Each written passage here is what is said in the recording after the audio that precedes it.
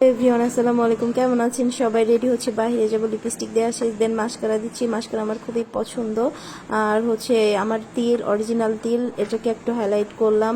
নাকের অবস্থা খুবই খারাপ, 3বার ফুটা করছি, খুবই বাজে অবস্থা। ফুল রেডি হওয়া শেষ, এবার ড্রেস পরবো। খুব সুন্দর একটা ঝাঁকানাকা ড্রেস পরেছি, ড্রেসটা আমার খুবই পছন্দ, একটু পারফিউম দিয়ে নিলাম। দেন হচ্ছে এটা ফুল ড্রেসের পর এটা হচ্ছে আমার আজকে আউটলুক।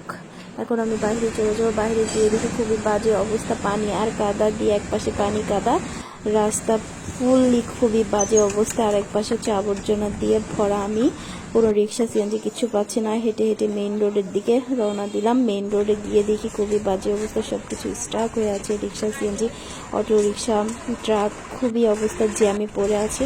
দেন আমি হাঁটতে হাঁটতে অনেক কষ্টে একটা সিএনজি পেয়েছি। সিএনজিতে পেয়ে কোনো লাভ নাই, খুবই বাজে খারাপ অবস্থা। বসে আছি 2 ঘন্টা জ্যামে, কোনো দিকে গাড়ি ঘোড়া কোনো কিছু যায় না। 2 ঘন্টা ধরে বসে আছি। আমার বান্ধবী গালে হাত দিয়ে ভিডিও দেখে, আর আমি গালে হাত দিয়ে বাইরের দিকে জ্যাম দেখি।